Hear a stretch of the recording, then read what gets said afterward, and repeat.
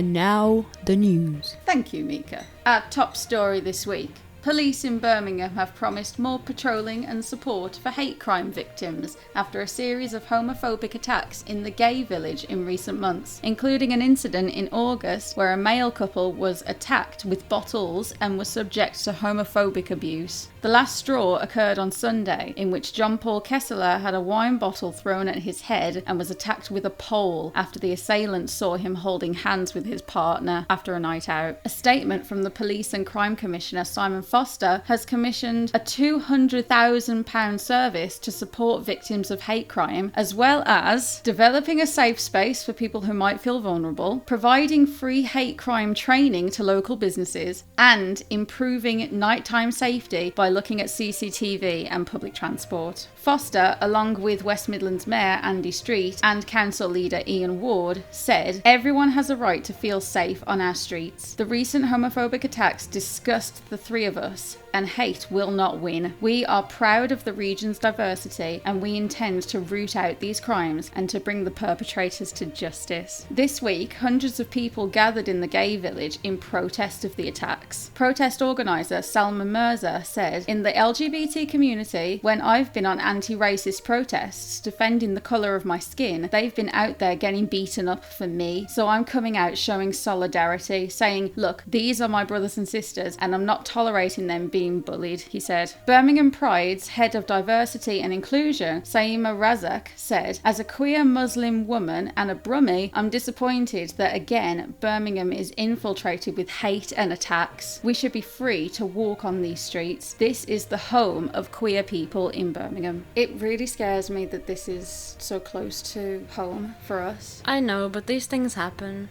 Just as long as people not ignoring it. But I like that we're not ignoring it. Well, yeah, that's because, what you're supposed to do. Yeah. I mean, the fact that the gay village in Birmingham is called the gay village means that we already have a sense of belonging there. We do feel comfortable going to the gay village. Yeah. And so it just feels like some people still don't get that. Well, yeah.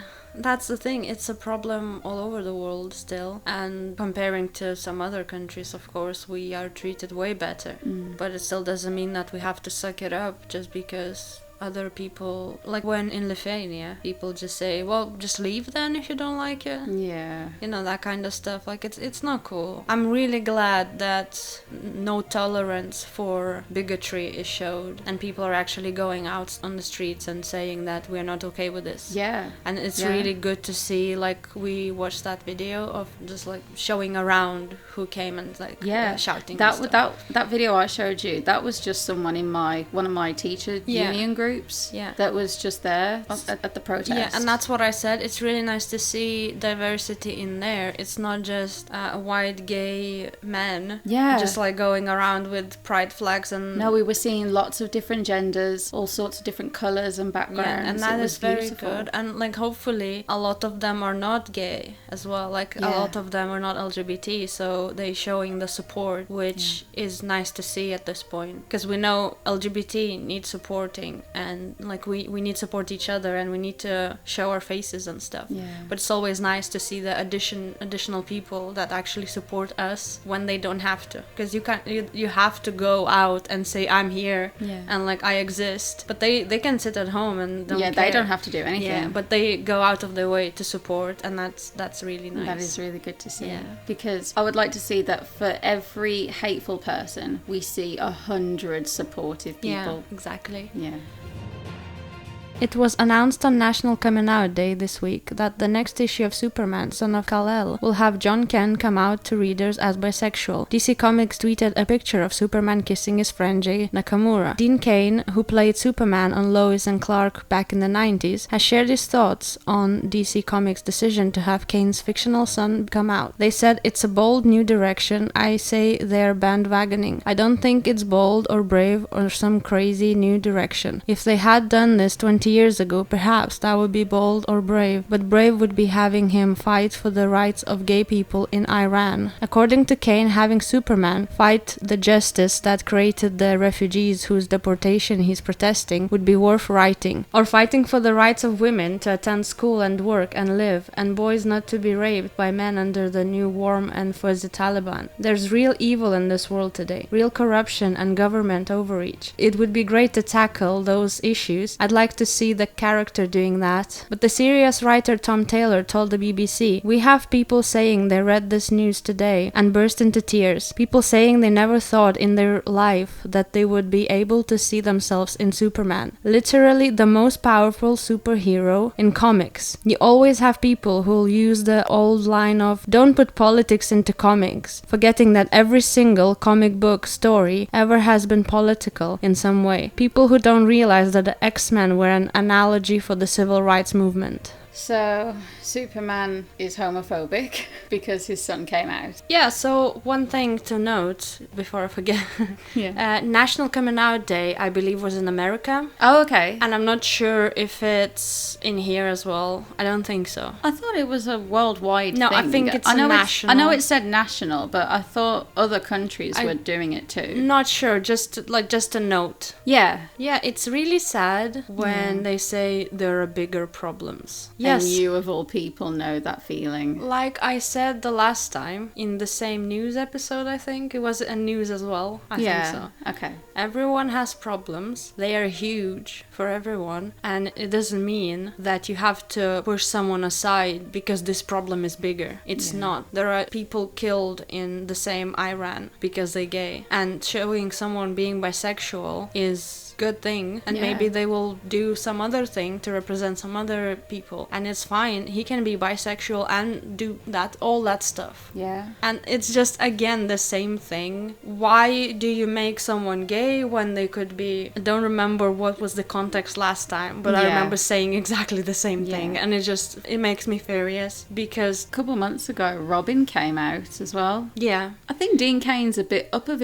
himself to think that his opinion is worth hearing. Yeah, and the fact that he's just writing the whole of LGBTQ plus off as not a problem. Yeah. Like bandwagoning. Yeah, okay. That word stood out for me. That's what he used. And like, okay, if you think that they're doing that because of the profit, it's wrong, yes. But it will still turn out to be a good thing. Yeah. Like people who do stuff for money, they still help other people. Therapists getting paid is not a selfish move, even if they got into that profession because it's good paid and like demanding and stuff. Yeah. Even if they don't love their job and they would like to do carpeting or something, like have a hobby instead. Yeah.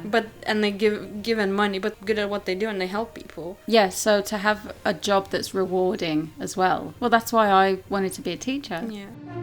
And finally, if you hear the words home insurance advert, you probably imagine something dull and boring. But not for John Lewis, who debuted a new advert this week titled Let Life Happen, in which a young child destroys their house by knocking over lamps and ornaments, tossing paint on the carpet, spilling drinks over, and throwing glitter and feathers in the air, all while wearing extravagant makeup and a dress and high heels way too big for them. Did I mention the song in the background is Edge of 17 by Stevie n.e.w.s? John Lewis had this to say about the video. At John Lewis, we believe in children having fun, and that's why we chose this playful storyline for our latest advert. It's designed to show the young actor getting carried away with his dramatic performance. He is not willfully damaging his home and is unaware of the unintentional consequences of his actions. If customers have accidental damage cover with our home insurance, this would cover a range of major and minor home disasters, including unintentional breakages caused by children in the family. The video was uploaded to YouTube this Monday and has already racked up over 200,000 views, and unfortunately the comments are full of criticism. We'll spare you from them here, but if you want to humour yourself, search for the video and read them yourself. But even mainstream media is determined to reinforce gender norms, with a Telegraph headline that reads, "Why the new John Lewis advert is everything that's wrong with modern Britain." But we know at least one person loved the video, Stevie n.e.w.s, who shared it on Twitter. It was nice. It's a lovely advert. I'd really recommend to just Googling it. Yeah. It's Let it's Life really Happen nice. from It's John really Lewis. nice. Made me smile. And that's how it should be. Just let kids enjoy things. Let kids have fun. Let your son go through your wardrobe and pick out a nice dress. Maybe they should have worded the article differently. Maybe somebody else should have taken the article and put it in the shredder. Why the new John Lewis advert is what brings shit people out. And that's what's wrong with Britain. When the transphobes come out of the cracks. That's it. That's it. When they come out of their caves. Yeah. And they all go, what's wrong with this? That's the thing. When you think that things are getting better and you think, oh cool, John Lewis, everyone will see it, people will start to think, yeah, maybe there's nothing wrong with that.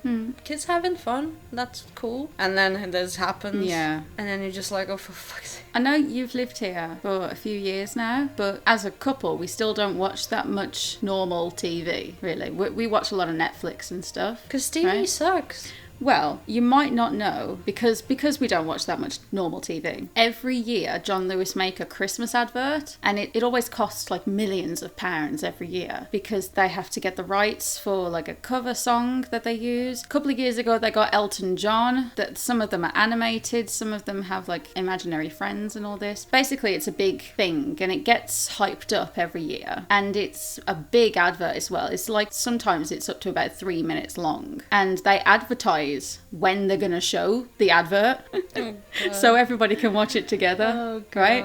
So John Lewis adverts are always commented on in this way, to say like, oh, did everyone see the John Lewis advert? It's like when everybody is talking about Super Bowl commercials the day after the Super Bowl. Yeah, because everybody is watching them at the same time. So the fact that people are talking about it like this doesn't surprise me, because so many people have seen it already. Yeah. I didn't read this part, but I read it earlier, and before I wrote the article. They showed it in the middle of the Great British Bake Off on Channel 4, and that's why so many people have seen it. Okay, got it. Yeah, and they call us snowflakes. Yeah. But then they see a boy in a dress having fun around the house. They would call the boy a snowflake. Why? The boy's just having fun. I know. That's what bothers me the most. You doing your own stuff, living your life, just being you, doing whatever you like. You're not touching anyone. You're not affecting anyone. If they don't want to see you, they can not watch. Like, just turn it off or close your eyes or whatever. I know. And it still bothers them. Like, I don't give a shit how people are dressed. When you see people, like, from work going with, like, trousers with holes in them and stuff, you don't stop and say, oh my god, how could you traumatize me in that way? And then, like, a guy walks in a dress and people flipping over. Yeah. Because that's not normal. But, like, nothing is normal at this point. Nothing is normal, no. I feel like what people think is still normal is actually becoming a minority now. It's good. Yeah. Because that's the thing. You don't need these rules. There are plenty of rules to live on. You don't need rules that, like, you can't even be yourself anymore. Like, who actually said years ago that only women should wear dresses? Because guess what? Just over 100 years ago, we were still dressing up boys and girls in dresses, because traditional, like, when babies get christened, traditionally, boys and girls have to wear this insanely long dress robe thing. When does that stop exactly? I don't know why trousers became such a thing. Well, like 500 years ago, men were wearing tights. Yeah, exactly. Yeah. And 400 years ago in France, men were wearing high heels. Yeah. Yeah. And the taller the better was the sense of fashion back then. Yeah, that's the thing, like, it's fashion and, like, you don't have to follow it. Yeah. Fashion became more than just a fashion, and now it's some kind of stupid standard to look in a certain way, and it's just so stupid. Because guess what? If you don't like me, go fuck off then. Walk away. If you don't like me, I don't like you either. It's best that you just fuck off. And that's the thing. Like, that's the thing. You don't have to come into my house and watch me kiss my wife. Yeah. You don't have to come in my house and look at me, how I dressed, or what's my haircut, or shit like that. Just don't. No one's inviting you to judge on me anyway. Like, I don't care about your life. Why you care about my life? Mic drop. Thanks for listening to this episode of The Non-Binary Show. If you would like to be mentioned in a future episode, please send us your thoughts on today's topic to one of our socials. Our Instagram is at non.by.neri. Our Facebook at non.by.neri.show. You can also email us at non.by.neri.pod@gmail.com. Or send us a voice message at anchor.fm/nonbinary. That's all one word, no dots. See you next time, and remember, you are valid.